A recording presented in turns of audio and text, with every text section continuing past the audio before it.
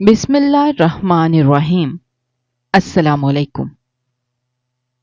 میں یتیم تھی۔ چچا نے مجھ سے جان چھڑانے کے لیے میری شادی کر دی۔ میرا شوہر شادی کے ہفتے بعد ہی پردیس چلا گیا اور اس کے جانے کے اگلے دن بعد ہی دیور ایک خط لے کر میرے پاس آیا اور کہنے لگا، بھائی نے جاتے ہوئے آپ کو طلاق دے دی۔ وہ خط پڑھ کر تو واقعی میرے قدموں تلے سے زمین نکل گئی تھی۔ میں بہت روئی دھوئی، مگر ساس نے زبردستی مجھے گھر سے نکال دیا اور پھر میں در بدر کی ٹھوکریں کھانے لگی۔ ایسے ہی 2 سال گزر گئے۔ ایک دن میں سڑک پر بیٹھی بھیک مانگ رہی تھی کہ جب میرا شوہر میرے پاس آیا اور اس نے ایسی بات کہی کہ میرے سر پر آسمان گر پڑا۔ ماں باپ کے گزر جانے کے بعد انسان کو احساس ہوتا ہے کہ ماں باپ کا سایہ کس قدر غنیمت ہوتا ہے۔ میرے والد کا انتقال تو بہت سالوں پہلے ہو گیا تھا، لیکن میری والدہ میرے ساتھ تھی اور ان کا ہونا بھی میرے لیے بہت اہم تھا۔ لیکن اس بات کا احساس مجھے اس وقت تک نہ ہو سکا جب تک وہ میرے ساتھ تھی۔ میں ہر وقت انہیں یہی کہتی کہ آپ نے مجھے زندگی میں کیا دیا ہے۔ باپ کے مرنے کے بعد سے ہم نے بہت مشکل حالات دیکھے تھے۔ گھر کا گزارا بڑی مشکل سے چلتا تھا۔ اماں جیسے تیسے سلائی کر کے میرے خرچے پورے کرتی تھیں اور میں اماں کو برا بھلا کہتی تھی۔ کبھی کبھی تو مجھے لگتا تھا کہ اماں مجھے جان بوجھ کر آسائشوں اور خواہشات کے لیے ترساتی ہیں۔ میں اماں سے ہر وقت یہی کہتی کہ آپ نے ابا کے جانے کے بعد میری زندگی کو مشکل بنا دیا ہے۔ آپ تو میرے لیے کچھ کر ہی نہیں سکتی۔ اور ماں بیچاری میری ان باتوں پر صبر کا گھونٹ بھر کر بیٹھ جاتی۔ میں اپنی اماں سے بہت اکھڑی اکھڑی رہتی تھی، کبھی ان کی مدد کرنے کی کوشش نہ کی۔ وہ سلائی بھی کرتی اور گھر کے کام کاج بھی، اور میں سارا وقت کسی نہ کسی بات پر منہ بنائے ایک کونے میں شہزادیوں کی طرح بیٹھی رہتی۔ میں نے کبھی اس بات کا احساس ہی نہیں کیا تھا کہ میری ماں میرے لیے اپنی ضروریات اور اپنے آرام کی کتنی زیادہ قربانی دیتی ہیں۔ میری نظر میں اگر کسی چیز کی اہمیت تھی تو وہ میری ذات اور میری خواہشات کی تھی۔ اور پھر ایک دن اماں بہت زیادہ بیمار ہو گئیں۔ ان کے علاج کے لیے پیسے بھی نہیں تھے۔ اماں نے میرے لیے کچھ جمع جوڑ کر کے رکھا تھا کہ میری شادی کے وقت کام آئے گا۔ اماں نے اپنی بیماری کے لیے جب وہ پیسہ نکالا تو میں نے منہ بنا لیا اور اماں سے کہا، ذرا سی بیماری کے لیے آپ جوڑے ہوئے پیسے خرچ کر دیں گی تو پھر میری شادی کے وقت رونا ڈالیں گی اور کہ اب تمہیں دینے کے لیے کچھ نہیں ہے۔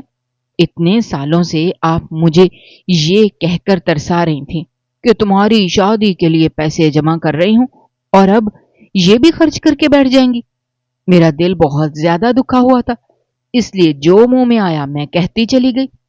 میری بات سن کر اماں نے وہ پیسے واپس رکھ دیے، البتہ ان کے چہرے پر دکھ کے آثار نمایاں تھے، اور پھر وہ اپنی بیماری کو ایسے ہی جھیلنے لگی۔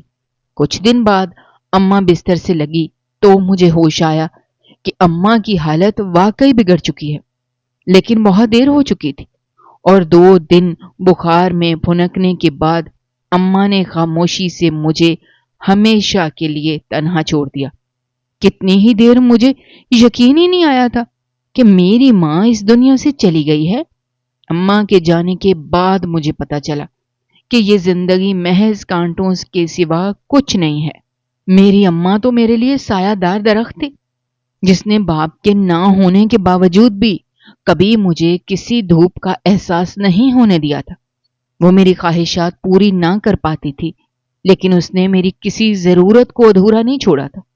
اماں کے انتقال پر سارے محلے والے آئے، تدفین کا انتظام کیا اور افسوس کر کے چلے گئے۔ سب نے جیسے اپنا فرض پورا کر دیا تھا، لیکن سب کے جانے کے بعد میری جان نکل گئی تھی۔ میں اکیلے گھر میں کس طرح رہ سکتی تھی؟ یہی پریشانی اتنی تھی کہ کچھ سمجھ ہی نہیں آ رہا تھا۔ اور پھر جب میرے چچا آئے تو محلے کے کچھ بزرگوں نے ان سے کہا کہ یہ کرائے کا مکان ہے، بچی کو تو کوئی ہنر وغیرہ بھی نہیں آتا، یہ کس طرح رہے گی؟ آپ اسے اپنے ساتھ لے کر جائیں۔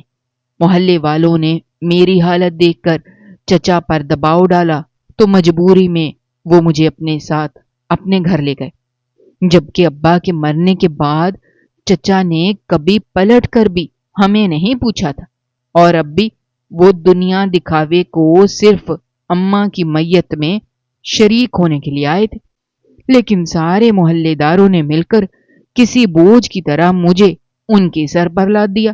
خود میں بھی یہی چاہتی تھی کہ مجھے کسی کا سہارا مل جائے۔ میرے پاس تو نہ کھانے پینے کے لیے پیسے بھی نہیں تھے، نہ کچھ کمانا آتا تھا، اس لیے اپنا تھوڑا سا سامان اٹھا کر میں نے کرائے کا گھر چھوڑا اور چچا کے ساتھ ان کے گھر پہنچ گئی، جہاں سے دکھوں کی ایک نئی داستان شروع ہوئی۔ مجھے گھر کا کام کاج نہیں آتا تھا اور چچی مجھے مفت کی ملازمہ سمجھ بیٹھی تھی۔ سارا دن کوئی نہ کوئی کام کہتی رہتی، مجھے آرام کا ایک لمحہ نہ ملتا، اور پھر جب میں روٹی کے لیے بیٹھتی تو وہ مجھ کو تانے مارتی کہ میں ان پر بوجھ بن گئی ہوں۔ اس وقت مجھے احساس ہوتا کہ میری ماں نے کس طرح مجھے پالا پوسا اور بڑا کیا تھا۔ کبھی یہ نہیں جتایا تھا کہ ان کے پاس پیسے نہیں ہیں یا پھر وہ بہت مشکل سے کماتی ہیں، بلکہ میں تو جب بھی ناراض ہوتی اماں میرے منہ میں اپنے ہاتھ سے نوالا ڈالتی تھی۔ کبھی اماں نے مجھے یہ احساس نہیں کرایا تھا کہ ہمارے ساتھ ابا کا سہارا نہیں ہے۔ روکھی سوکھی سہی لیکن عزت سے ہم گزار رہے تھے، اور اب میں سب کچھ چھوڑ چھاڑ کر بالکل مختصر سا سامان یہاں لائی تھی، اور ساتھ وہ پیسے تھے جو میں نے اماں کے علاج پر نہیں لگنے دیے تھے۔ باقی جو بھی فرنیچر تھا اسے بیچ کر چچا نے پیسے اپنی جیب میں ڈال لیے تھے۔ مجھے اس گھر آئے ہفتہ بھی نہیں گزرا تھا کہ ایک روز چچی نے مجھے ڈنڈے سے خوب مارا، کیونکہ مجھ سے کانچ کا ایک گلاس ٹوٹ گیا تھا۔ میرا سارا جسم نیلا ہو گیا تھا، اور پھر اس رات میں ان پیسوں کو مٹھی میں دبا کر خوب روئی جن سے میں نے اماں کا علاج نہ ہونے دیا تھا۔ کاش کہ میں اماں کا علاج ہونے دیتی تو آج میری ماں میرے ساتھ ہوتی اور میں یوں دنیا والوں کے ظلم و ستم کا شکار نہ ہوتی۔ اب یہ چند پیسے میرے کسی کام کے نہیں تھے۔ میں نے ان پیسوں کو واپس ایسے ہی ڈبے میں بند کر کے رکھ دیا تھا۔ بڑی مشکل سے زندگی کی گاڑی چل پڑی تھی۔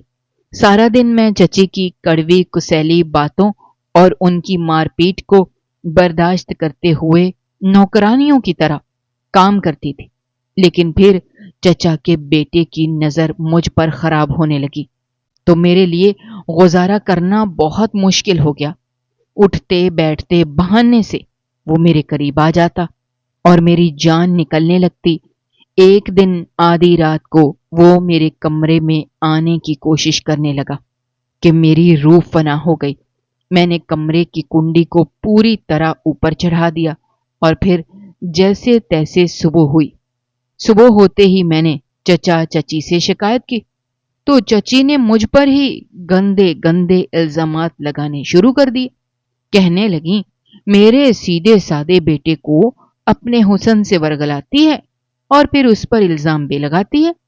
میں اچھی طرح جانتی ہوں تو میری بہو بننے کے خواب دیکھ رہی ہے، لیکن میں ایسا کچھ نہیں ہونے دوں گی۔ چچی نے دو ٹوک لفظوں میں چچا کو کہہ دیا، جلدی اس کا کوئی بندوبست کرو، میں اس کو مزید یہاں برداشت نہیں کر سکتی۔ چچا تو خود مجھ سے جان چھڑوانا چاہتے تھے، اس لیے انہوں نے نہ جانے کس طرح جلد بازی میں میرا رشتہ تلاش کیا اور کھڑے کھڑے مجھے رخصت بھی کر دیا۔ نہ ہی میں نے لڑکے کو دیکھا تھا، نہ ہی میں اس بارے میں کچھ جانتی تھی کہ وہ کون لوگ ہیں، کیسے ہیں، اور چچا کو یہ رشتہ کیسے ملا۔ میں دل میں ہزاروں وسوسے اور اپنے سامان میں وہ پیسے لے کر اپنے سسرال پہنچ گئی جو اماں نے میرے جہیز کے لیے رکھے تھے۔ میں نے چچا کو پیسوں کے بارے میں کچھ نہیں بتایا کیونکہ میں ان پیسوں کو خرچ نہیں کرنا چاہتی تھی۔ وہ میرے پاس میری ماں کی آخری نشانی کے طور پر تھے، اور پھر ان پیسوں کو دیکھ کر مجھے اپنی غلطیوں کا بھی احساس ہوتا، اسی لیے میں نے انہیں سنبھال لیا تھا۔ مجھے رخصت کروا کر میری ساس اپنے گھر لے گئی تھی۔ انہوں نے مجھے ایک چھوٹے سے کمرے میں بٹھا دیا اور کہنے لگی، میرا بیٹا بہت ہی سیدھا سادہ ہے، پردیس سے کچھ دنوں کی چھٹیوں پر آیا ہے، تو میں نے تم سے اس کی شادی کروا دی ہے تاکہ وہ پردیس میں اپنی مرضی سے کسی سے شادی نہ کر لے۔ اب تمہارا کام ہے کہ شوہر کی خوب خدمت کرنا۔ میں بس خاموشی سے سر جھکائے ساس کی باتیں سن رہی تھی، اور یہ سن کر تو میرے ہوش ہی اڑ گئے تھے کہ میری شادی ایک پردیسی سے ہوئی ہے جو ایک ہفتے بعد ہی مجھے چھوڑ کر چلا جائے گا۔ میں دل ہی دل میں سوچ رہی تھی کہ اس کے جانے کے بعد تو میں پھر بے آسرا ہو جاؤں گی، سسرال والوں کے رحم و کرم پر پڑ جاؤں گی۔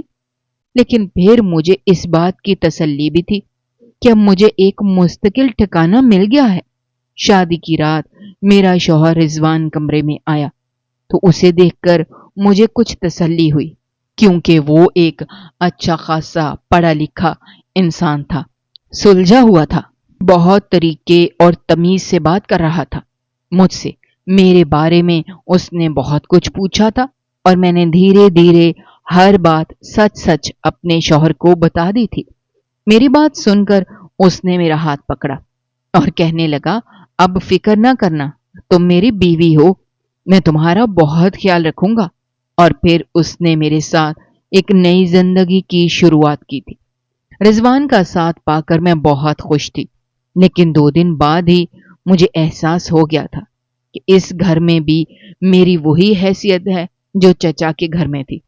میری ساس مجھ سے اتنے کام کروانے لگی تھی کہ میں تھک کر چور ہو جاتی، اور پھر جب رضوان میرے پاس آتے تو مجھ میں اتنی بھی ہمت نہ ہوتی کہ میں ان کے ساتھ کچھ محبت کے لمحات گزار پاتی۔ رضوان کو بھی اس بات کا اندازہ تھا، مگر نہ جانے کیوں وہ بالکل خاموش تھے۔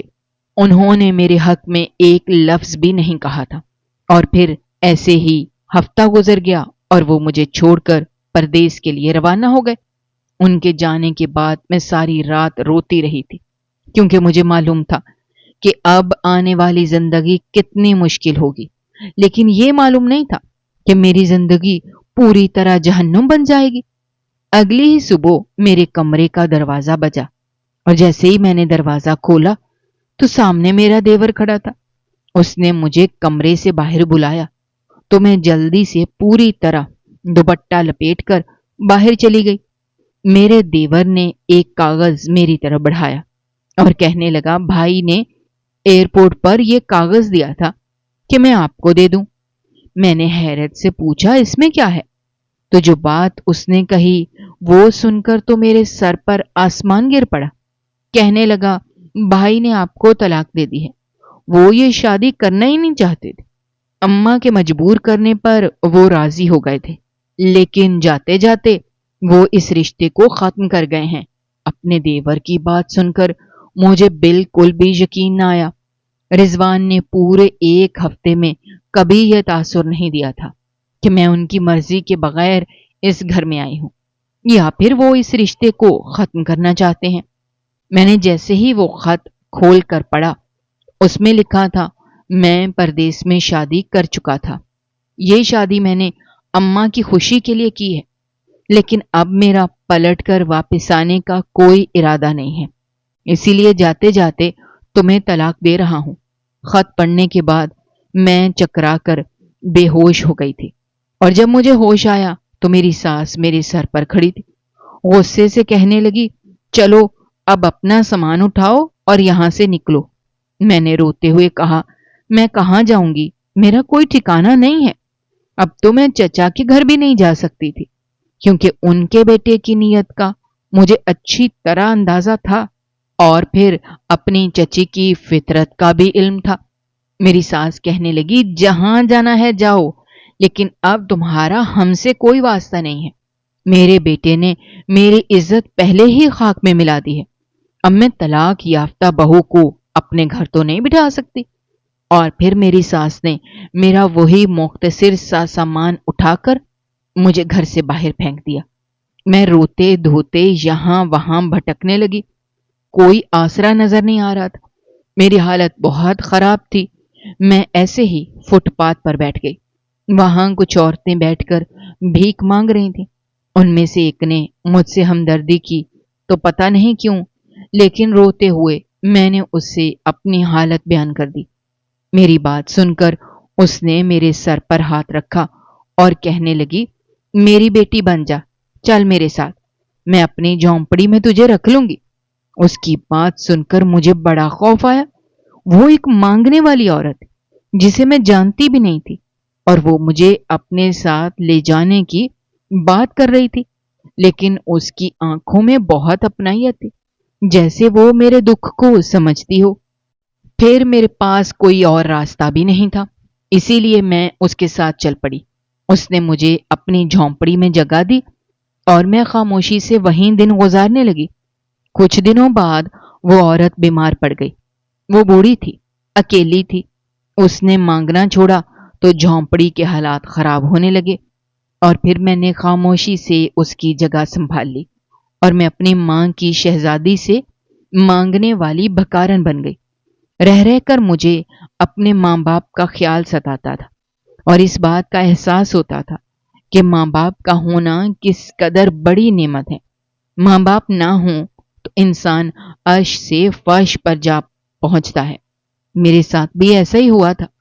میں روز صبح بھکارنوں جیسا حلیہ بنا کر سڑک پر جا کر بیٹھ جاتی اور بس خاموشی سے بیٹھی رہتی، نہ کسی کے آگے ہاتھ پھیلاتی، نہ سوال کرتی۔ لوگ خود ہی میرے سامنے پھیلے کپڑے پر پیسے ڈال کر چلے جاتے۔ حیرت کی بات یہ تھی کہ مجھے دوسری مانگنے والیوں کے مقابلے میں زیادہ بھیک ملا کرتی تھی۔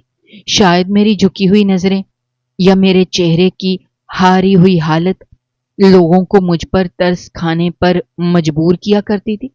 ایسے ہی دن گزرتے چلے گئے اور پھر 1 سال گزر گیا۔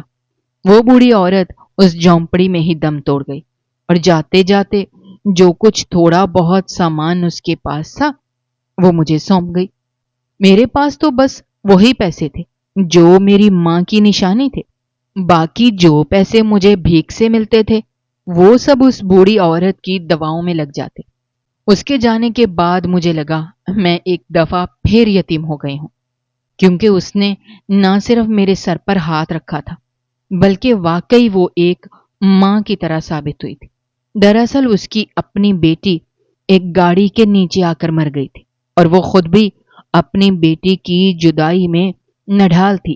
اسے میں بیٹی کی صورت میں مل گئی اور وہ مجھے ماں کی صورت میں۔ ہم دونوں کی زندگی مکمل ہو گئی، اور لیکن پھر وہ بھی چل بسی اور میں دنیا کے رحم و کرم پر ہو گئی۔ البتہ مجھے جینے کا ڈھنگ آ گیا تھا۔ میں جانتی تھی کہ مجھے رات کو لوٹ کر اپنی جھونپڑی میں آنا ہے اور صبح کو واپس سٹاپ پر جا کر بیٹھ جانا ہے۔ زندگی بس اسی بھنور میں پھنسی ہوئی تھی۔ ایک روز ایک گاڑی میرے پاس آ کر رکی۔ میں نے سر اٹھا کر نہ دیکھا۔ مجھ میں اتنی ہمت نہ ہوتی تھی کہ لوگوں کی آنکھوں میں آنکھیں ڈال کر اپنی مجبوریوں کی داستان سناؤں یا ان سے بھیک مانگوں۔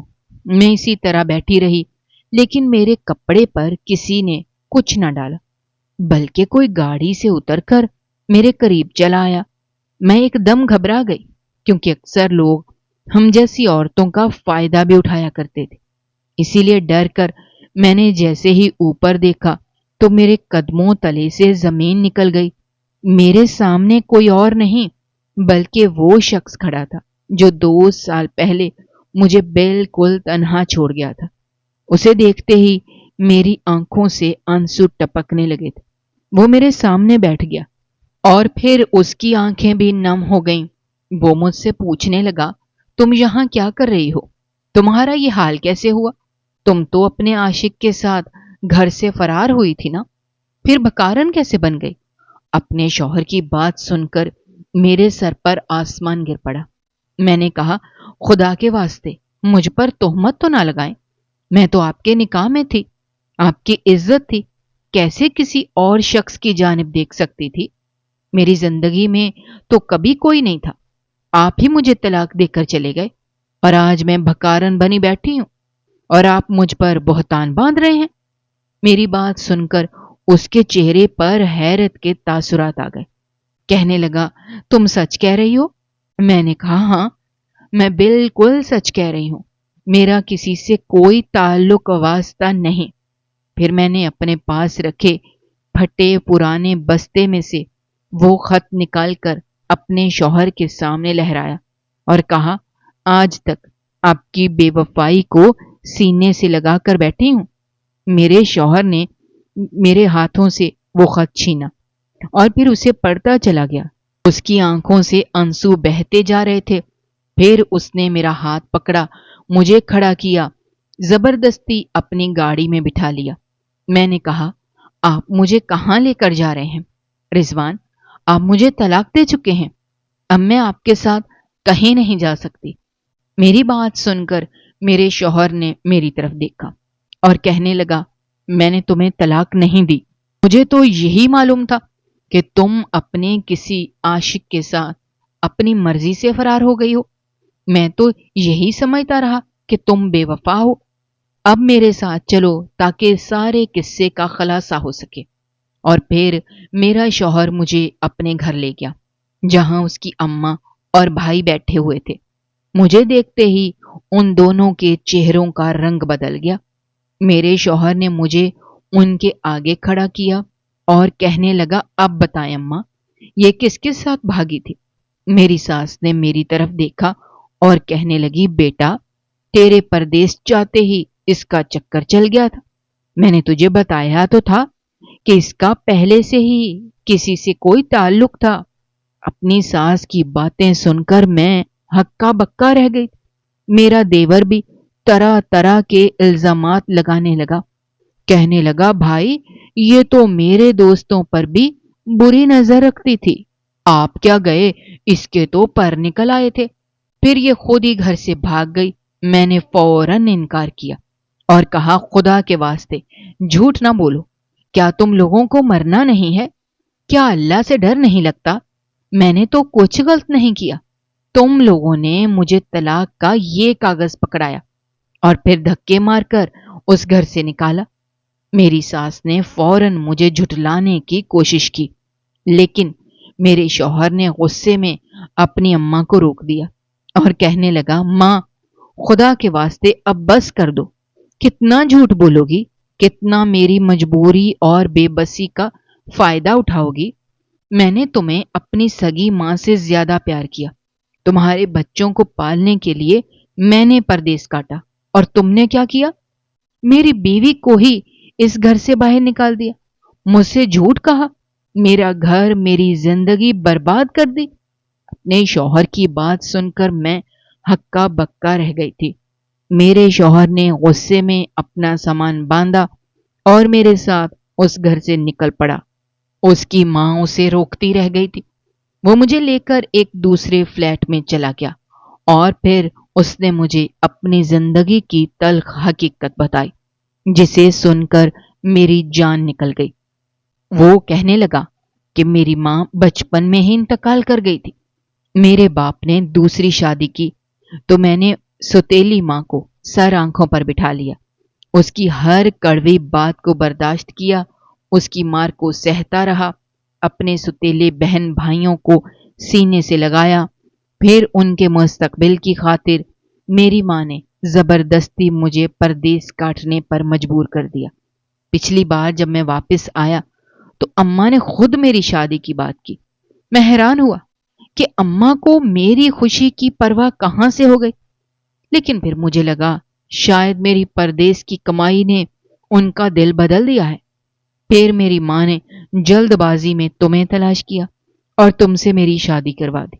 शादी के वक्त जब तुमने मुझे बताया कि तुम पर क्या कुछ जुल्म टूट चुके हैं और तुम्हारे आगे पीछे कोई नहीं है, तो मैं जान गया था कि मेरी मां तुम्हें मेरे पीठ पीछे मुलाजमा की तरह रखेगी।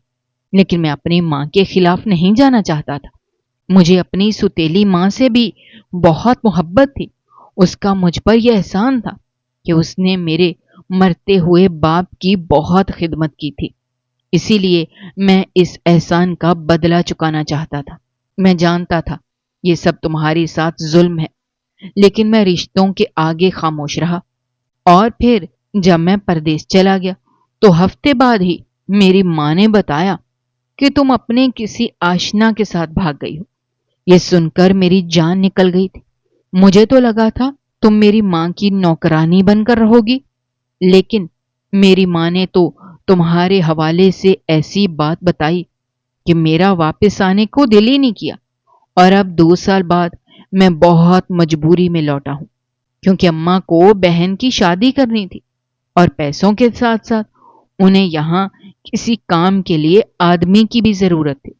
چھوٹا بھائی تو میرے پیسوں پر عیش کر کر کے ہڈ حرام بن چکا تھا، اسی لیے میں بہن کی شادی کرانے واپس آیا تھا، اور قسمت نے مجھے تم سے ملوا دیا۔ اگر تم مجھے نہ ملتی اور مجھے یہ سب نہ بتاتی تو شاید میں ساری زندگی تمہیں بے وفا سمجھتا اور تمہارے غم میں گزار دیتا، کیونکہ مجھے تم سے محبت ہو گئی تھی۔ نکاح کے رشتے نے ہم دونوں کو اس طرح باندھا تھا کہ میں کبھی ایک لمحے کے لیے بھی تمہیں فراموش نہیں کر سکا۔ رضوان کی باتیں سن کر میری آنکھوں سے آنسو بہہ رہے تھے۔ کیا کوئی ماں اتنی ظالم بھی ہو سکتی ہے؟ میں تو سوچ بھی نہیں سکتی تھی۔ مجھے رضوان کی بات سن کر اپنے ماں باپ کی اور بھی زیادہ قدر محسوس ہوئی۔ میری ماں نے میرے سر پر دوسرے باپ کا سایہ نہیں پڑنے دیا تھا۔ دوسری شادی کرنا غلط نہیں ہوتا، لیکن آج کے دور میں دوسری ماں یا دوسرا باپ کسی بچے کو اپنا نہیں پاتے۔ یہی رضوان کے ساتھ بھی ہوا تھا۔ رضوان نے مجھے سینے سے لگایا اور اپنی غلطی اور کوتاہیوں کی معافی مانگی۔ اسے اس بات پر افسوس تھا کہ اپنی ماں اور بہن بھائیوں کی فطرت جانتے ہوئے بھی کیوں وہ مجھے ان کے حوالے کر گیا۔ میں نے اور رضوان نے نئی زندگی شروع کر دی۔ رضوان دوبارہ پردیس نہیں گیا تھا، اس نے یہیں نوکری کر لی تھی۔ اللہ تعالیٰ نے ہمیں ایک بیٹا اور ایک بیٹی سے بھی نواز دیا ہے۔ آج میں ایک بہت اچھی زندگی گزار رہی ہوں، لیکن مجھے اپنے ماں باپ بہت یاد آتے ہیں اور اس بات پر بہت پچھتاوا ہوتا ہے کہ میں نے کبھی ان کی قدر نہ کی، اور اس بات کا احساس مجھے اس وقت اور بھی زیادہ ہوا جب میں خود بھی 2 بچوں کی ماں بن گئی۔ مجھے معلوم ہے میرے دل میں اپنی اولاد کے لیے کتنی محبت ہے، حالانکہ میں بھی اپنی ماں کی طرح انہیں ہر قسم کی آسائش نہیں دے سکتی، لیکن دعا مانگتی ہوں کہ انہیں کسی طرح کی کوئی کمی نہ ہو، بالکل اسی طرح جیسے میری ماں میرے حق میں دعائیں مانگا کرتی تھی۔ شاید میری ماں کی ہی کوئی نیکی قبول ہوئی تھی جو مجھے رضوان جیسا ہم سفر ملا تھا، ورنہ شاید میں آج بھی در در کی ٹھوکریں کھا رہی ہوتی۔ میری سب سننے والوں سے یہی گزارش ہے کہ اگر آپ کے ماں باپ زندہ ہیں تو ان کی قدر کریں، ان کی خدمت کریں، ان کا خیال رکھیں، ان کی دعائیں لیتے رہیں، اور اگر وہ اس دنیا سے جا چکے ہیں تو ان کے ایصال ثواب کے لیے کچھ نہ کچھ پڑھ کر انہیں بخشتے رہیں، کیونکہ ماں باپ جیسا اس دنیا میں کوئی اور نہیں ہوتا۔ ہر رشتہ چھوٹ جاتا ہے، لیکن ماں کی ممتا کبھی ختم نہیں ہوتی۔ ماں تو وہ ہستی ہے جو اپنے بچوں کی بقا کی خاطر اپنے آپ کو قربان کر دیتی ہے، اپنا گلا کاٹنے سے بھی نہیں چوکتی۔ خدا را اپنے ماں باپ کا خیال رکھیں۔ ناظرین، مزید اس طرح کی سبق آموز کہانیاں اور واقعات سننے کے لیے ہماری ویڈیو کو لائک کریں، شیئر کریں اور ہمارے چینل کو سبسکرائب کریں۔ شکریہ۔ اللہ